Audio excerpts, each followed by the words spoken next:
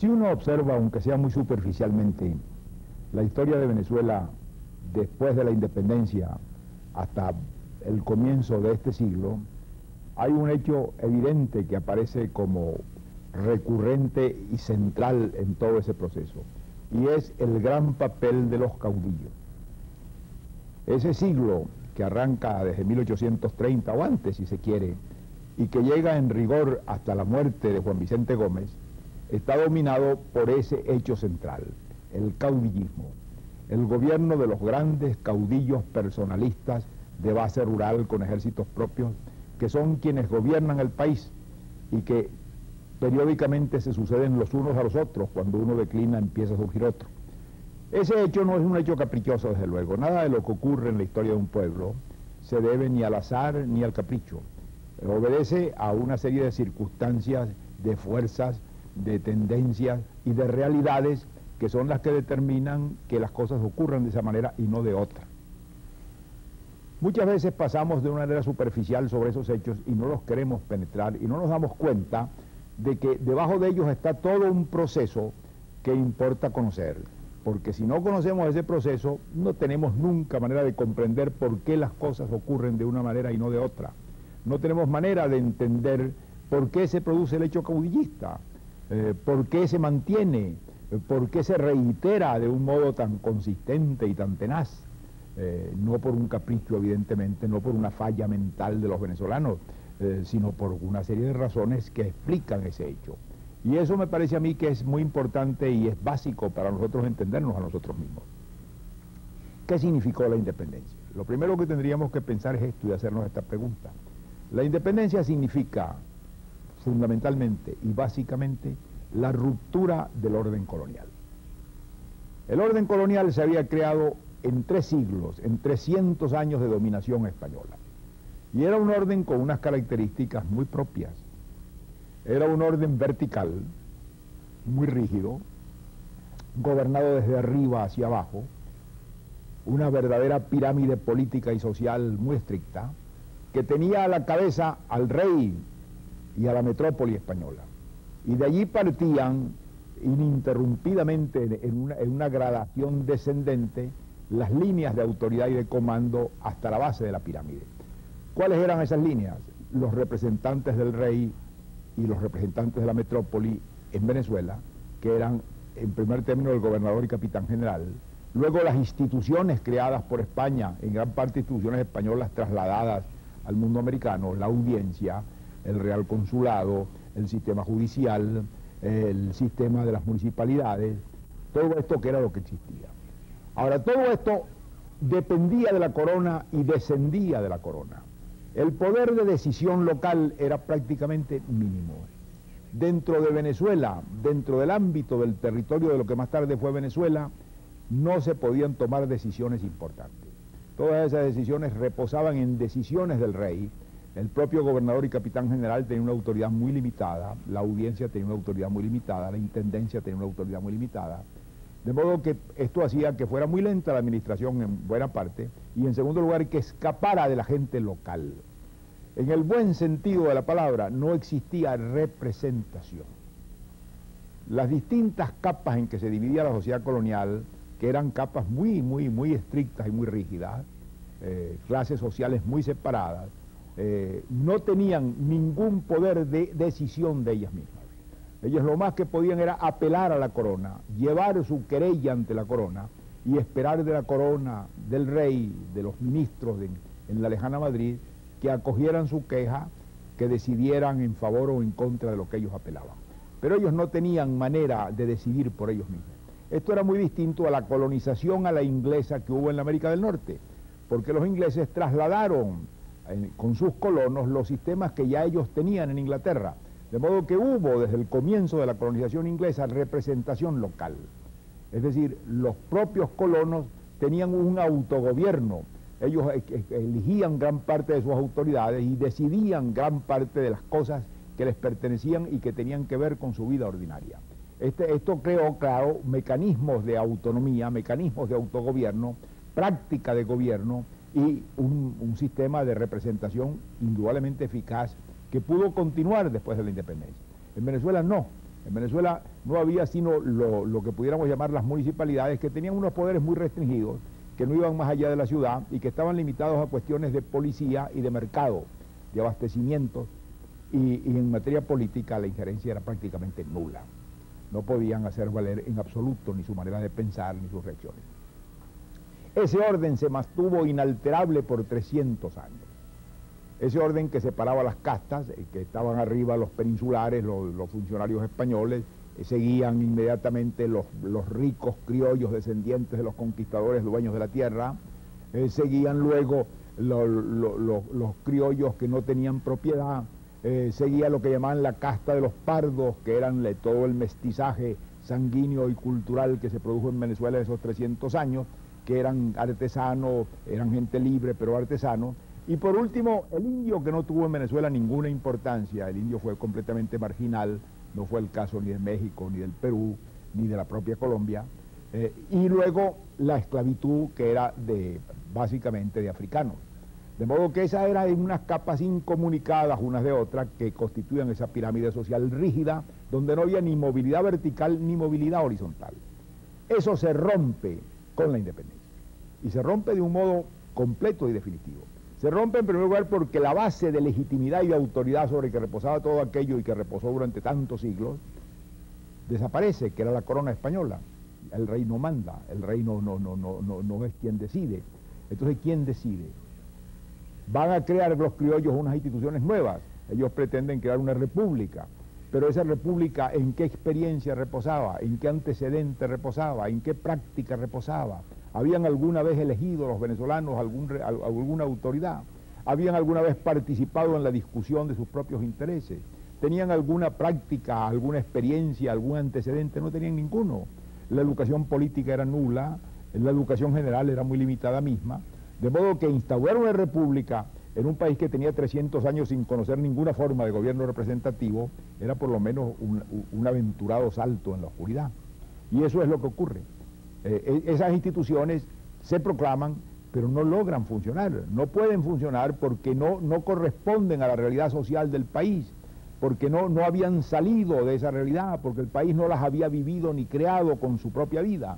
De modo que eran instituciones adventicias, sobrepuestas, racionalmente ideadas o aceptadas, pero que no provenían de ninguna realidad social. La realidad social era la de 300 años de régimen vertical y rígido establecido por la corona española en América, y particularmente en el caso venezolano. Esa ruptura que ocurre en la independencia no se nota de primer momento, claro, se nota en otras cosas, provoca lo que va a ser visible, un estado de anarquía. Es decir, cesa un sistema de gobierno eficaz, injusto pero eficaz, y no lo reemplaza nada, lo reemplaza una proclamación de principios republicanos igualitarios, pero que no tienen realidad ninguna en la experiencia social del país y que por lo tanto no corresponden a la manera de ser de la gente ni a lo que la gente entendía. De modo que la gente tiene la sensación de que ha cesado la autoridad pero que no ha sido reemplazada. Y esto crea un estado latente o violento y abierto de anarquía. Y por eso, durante el proceso de la guerra de independencia, lo que ocurre, y eso es visible continuamente, es que lo que hay es un gobierno militar. La independencia es un largo proceso de guerra, la guerra en Venezuela dura 15 años, y por lo tanto, durante todo ese tiempo, la dirección suprema del país, la representación misma de sus intereses, está en manos de los militares. Está manejado militarmente, y esto trae conflictos continuos, porque, claro, los ideólogos, los que representan la aspiración a un poder civil, pugnan con ese hecho, que es el hecho real de la autoridad que está en manos de los hombres que han ido a los campos de batalla a ganar la independencia. Y no hay acomodo posible, ni línea clara que permita que una cosa sustituya a la otra. Esto lo veían muy bien los hombres que actuaban en eso, y quien lo veía mucho más claro que todo el mundo era Bolívar. Bolívar veía con horror lo que podía pasar. Bolívar se daba cuenta de que las instituciones que habíamos adoptado no iban a poder funcionar y que eran instituciones que no se adaptaban a la realidad del país. Él lo dice en el mensaje de Angostura, lo dice cuando se reúne el Congreso de Cúcuta, que va a crear la Gran Colombia, dice que los ideólogos van a acabar con nosotros, que los abogados, imaginando instituciones que no corresponden a la realidad, van a lanzar al país al caos. Pero por el momento él lo que tiene es el poder militar, el ejército en la mano con el cual está luchando. Y por eso dice aquella frase tan terrible y tan reveladora, dice, yo le tengo más miedo a la paz que a la guerra. Claro, ¿por qué le tenía más miedo a la paz? Porque mientras duraba la guerra había ese esqueleto del poder y de la autoridad militar que suplía la falta de las instituciones reales. Pero cuando terminara la guerra, ¿qué iba a quedar? ¿Cómo iban esas instituciones a poder funcionar que no correspondían a la realidad como él lo sabía y lo había dicho tantas veces? Y esto es lo que ocurre. Esto es lo que ocurre porque se produce un vacío. Ahora, durante esos 15 años de guerra, se había creado un régimen militar ad hoc. Cuando nosotros decimos un régimen militar, estamos sin duda alguna jugando con las palabras, como generalmente lo hacemos los hombres. Cuando hablamos de un régimen militar, pensamos en un ejército a la moderna, como son los ejércitos actualmente, con unas líneas de comando muy claras, con unas estructuras muy precisas, con unos mecanismos de comando y de subordinación y de coordinación perfectamente establecidos, y esto no corresponde a lo que era la realidad de esa época. En esa época lo que se crea de la guerra de independencia, que fue una guerra un poco por generación espontánea, por fermento popular, no es esto. La lucha de Bolívar y de estos hombres por crear ejércitos fue muy dura porque en realidad lo que había era la montonera, lo que había era la gente que seguía a un jefe, pero que no tenía ni nada, sino muy poco la estructura real de un ejército. Esa montonera fue muy eficaz en la guerra, muy heroica, pero no tenía una estructura militar en el sentido moderno de la palabra, de lo que llamamos hoy en día un ejército. De modo que era una autoridad personal.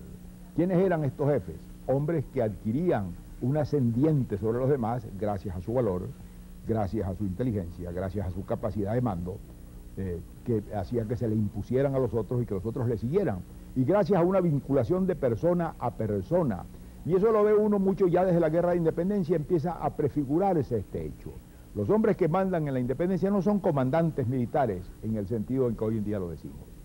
Son gente salida del movimiento espontáneo, caótico, de búsqueda de un nuevo orden, cuya autoridad reposa en sus vinculaciones personales con los hombres que lo siguen. El primero que prefigura esto es Boves. Cuando Boves aparece en 1813, seguidos por las montoneras llaneras, ¿qué representa Boves? Ninguna autoridad militar tenía. Él no tenía ni siquiera una graduación militar. Él no tenía un nombramiento en forma dado por las autoridades españolas. Él era un insurgente exactamente, solo que él no peleaba por la independencia y no peleaba aparentemente por el rey, o por él personalmente. Pero a él le siguen ciegamente aquellos hombres que ven en él a alguien que los representa, a alguien que los encarna, a alguien que está de acuerdo con ellos, o ellos están de acuerdo con él y consideran que lo que él hace es lo que ellos desean que se haga. Y esta es la vinculación que Boves personifica y que es la vinculación caudillista. Esto es el hecho del caudillo. Estos hombres que lo siguen, ¿qué esperan de Boves? Esperan que Boves los encarne, que Boves ejecute lo que ellos desean que se ejecute, que Boves acabe con sus enemigos, con la gente que ellos odian, que Boves les garantice la impunidad, que Boves les garantice la protección, que Boves les garantice la seguridad para ellos de hacer lo que les dé la gana mientras no vayan contra lo que él dispone. Y esta vinculación llega a extremos muy curiosos. Los testigos de la época, la gente que vio cómo marchaba aquello, pintaban la indisciplina de las huestes de Boves. No había nada que pudiera recordar lo que es la disciplina de un cuerpo de tropas. Eran simplemente montoneras personales que lo seguían a él, lo llamaban el taita, hacían lo que él quería, lo irrespetaban mucho en el sentido de lo que llamaríamos hoy en día la disciplina de un cuerpo armado, lo tuteaban, había una vinculación paternal, una vinculación de compadrazgo, una vinculación de parentesco, por lo cual ellos se sentían representados por él, y esa era la autoridad que él tenía sobre ellos, además de que era lo que él representaba fundamentalmente, que era su valor, su arrojo y el éxito de sus operaciones. Y esto lo va a heredar Páez. El caso de Páez es igual. Páez prefigura y establece mucho más lo que pudiera llamar el patrón del caudillo en la vida venezolana. Páez se forma él solo. Páez tampoco es un hombre a quien alguien designó y encomendó el mando de un cuerpo de tropas, sino que él por su cuenta se metió en los llanos de Apures y de Barinas, muy al comienzo de la segunda época de la independencia, hacia los años de 1816, logró reunir en torno de él algunos grupos de llaneros de los que habían estado con Boves, estableció con ellos una vinculación muy parecida a la de Boves, una vinculación de afecto, una vinculación de de orgullo, una vinculación de respeto al hombre de valor y al hombre de arrojo. Lo llamaban el mayordomo, ya no el taita como Páez, y lo van a seguir ciegamente porque es un hombre que lucha con efectividad y que les da a ellos protección. Estos hombres que venían de la época de Boves ven en Páez lo mismo, un hombre que los protege, un hombre que los garantiza, un hombre que les asegura la impunidad, un hombre que los pone a la protección de los leguleyos y de los corchetes de los tribunales, y es un hombre que les permite confiar en que ellos van a lograr adquirir cosas y hacer cosas con su lanza. De modo pues que esta vinculación personal es sumamente poderosa, es sumamente estrecha, son hombres de Páez, son hombres que siguen a Páez. De modo que Bolívar va a tener el gran problema de qué hacer con un hombre como Páez. Páez no es un jefe de los llanos de Venezuela porque Bolívar lo designó, porque un comando militar lo designó. Él es el hombre que ejerce una autoridad que él se ha ganado, que él ha fabricado él mismo, seguido por hombres de él. Es una autoridad no transferible. Imaginemos por un momento que Bolívar hubiera querido sustituir a Páez en 1817 o 18, no hubiera podido.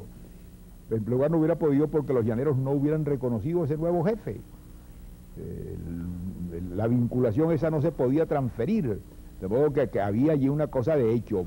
Bolívar tenía que recibir a Páez con su gente como era y tratar de someterlo y tratar de encuadrarlo y tratar de llevarlo a otra comprensión, cosa que logra gracias a la gran voluntad de Bolívar y a la suprema inteligencia de Bolívar, y también gracias a que Páez no era un bárbaro, a que Páez tenía una visión de patria, a que Páez tenía una noción mucho más allá de su cultura y su educación de lo que debía ser un país, y que acepta someterse a Bolívar y reconocer la autoridad de Bolívar y del Congreso.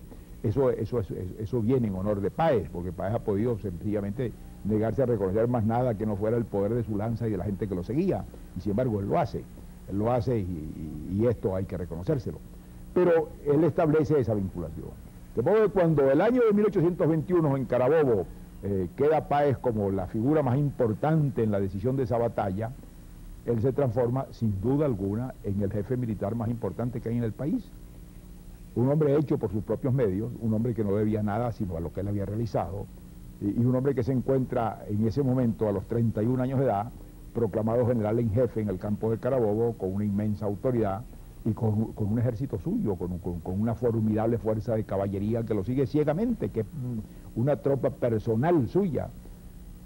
Con ese esfuerzo, Páez se transforma a partir de 1821 en la figura central de Venezuela. Cuando lo nombran jefe militar, comandante militar de lo que se llamaba el Departamento de Venezuela dentro de la Gran Colombia, no era por un hecho caprichoso, era el reconocimiento de esa jefatura, él lo era de hecho, y no va a hacer sino crecer en esa situación. De modo que cuando en 1826 empieza a moverse el deseo de Venezuela de separarse de la Gran Colombia, ese deseo se centraliza en la única persona que podía encabezarlo. ¿Quién era? El jefe Páez, el caudillo Páez. De modo que él va a personificar eso. Y cuando eso ocurre finalmente en 1830, Páez es evidentemente el jefe del país, la cabeza visible del país. De modo que lo que va a funcionar no es la Constitución de 1830, como no fue la Constitución de 1821. Lo que va a funcionar es ese hecho real de un hombre que tiene esa jefatura, que se ha ganado él mismo, y esa vinculación de hombre a hombre que lo mantiene en el poder y que le garantiza la posibilidad efectiva de imponer su voluntad.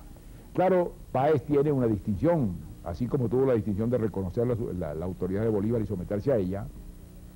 Él tiene la inteligencia extraordinaria de reconocer que el país tiene que caminar hacia otro fin y que es necesario respetar la Constitución, y Páez la respeta. La Constitución del año 30, Páez la respeta, y la respeta de un modo admirable. Es un hombre que no le debía nada a nada que no fuera su propio brazo y su propio valor y su propia audacia. Y sin embargo este hombre se somete a la ley, este hombre reconoce los límites de la ley, ejerce el poder dentro de la Constitución, no la viola nunca. Cuando cumple los 4 años de su primera presidencia, entrega la presidencia, y lo que es más grave todavía, se la entrega a un hombre que no era un hombre de él, que no era ni siquiera un militar, que representaba a un civil con muy pocas posibilidades de poderse mantener en el poder, y sin embargo Páez acepta y acata este hecho y le entrega el poder al doctor Vargas. De modo que todo esto hay que reconocérselo a Páez. Y cuando los militares se insurreccionan contra Vargas, sus antiguos compañeros, y por seguridad proclaman a Páez jefe de la insurrección, Páez rechaza esa designación, acepta la que le hace Vargas de jefe del Ejército Constitucional y restablece el orden en el país y restituye a Vargas a la presidencia para la que había sido designado. De modo que todo esto es importante reconocérselo al general Páez. Pero no hay duda de que la autoridad de Páez, la paz que hay en el país y el orden que hay en el país en esos años que van de 1830 hasta 1846 o 47, se le deben centralmente a la autoridad personal que ejerce un hombre que se llama José Antonio Páez. Y ese es el hecho caudillista, ese es el hecho caudillista central. De modo pues que en torno a eso funciona al lado el régimen constitucional. Un régimen constitucional que ha trazado por inspiración culta, por gente, abogados y legistas y juristas y ideólogos, la estructura de una república. Pero esa república no logra funcionar sola y aisladamente, funciona bajo la tutela, bajo la protección, digamos la palabra, del caudillo que era Páez. Cuando llega el año de 1846 y Páez hace designar presidente de la República con su apoyo a José Tadeo Monagas, ¿qué ocurre? Hay una transferencia de caudillismo. José Tadeo Monagas, que es un hombre ambicioso, que es un hombre que tiene su propia autoridad, que tiene su propia gente, que ha sido un gran caudillo del oriente del país, aspira a no estar bajo la sombra de Páez. Y viene la pugna entre los dos. Y esa pugna determina el fracaso de Páez, el término de la influencia de Páez que se había ejercido ininterrumpidamente desde 1821, y surge entonces el caudillismo de José Tadeo Monagas. De modo que si uno se pone a ver, al margen de las instituciones que los congresos han proclamado en el siglo XIX, de las sucesivas constituciones y de las sucesivas instituciones políticas, el hecho central que permite que el país se establezca y más o menos funcione es el hecho caudillista. Cuando declina Páez, surge José Tadeo Monagas. Y así como Páez asegura la estabilidad de las instituciones y el funcionamiento de ellas desde 1830 hasta 1846 o 48, Monagas lo va a asegurar desde 1847 o 48 hasta 1858, es decir, hasta el momento final en que él modifica la Constitución y que provoca la reacción que lo derriba. De modo que es el segundo caudillo. Y esto va a ocurrir cuando hay un interregno, como en el caso en que cae José Tadeo Monagas, el país cae otra vez en la anarquía. Eso fue la Guerra Federal.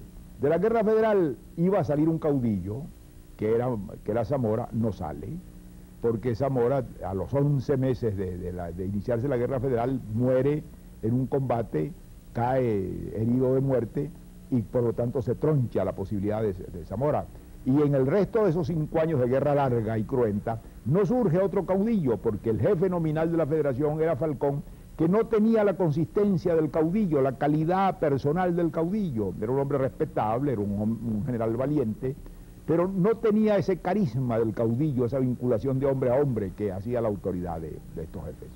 De modo que se entra en un interregno, que es el que ocupa toda la Guerra Federal y los años siguientes, hasta que surge una nueva figura, que es el que va a heredar todo ese cruento proceso, que es Antonio Guzmán Blanco.